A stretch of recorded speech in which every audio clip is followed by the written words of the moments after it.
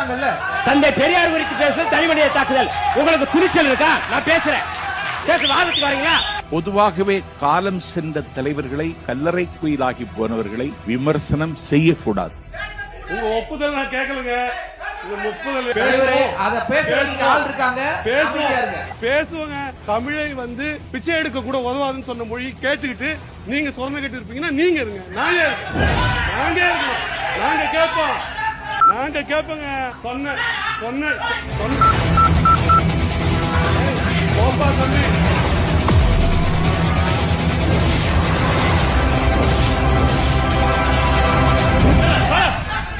தவறு. நீங்க பண்றது ரொம்ப தப்பு. தப்பு தம்பி.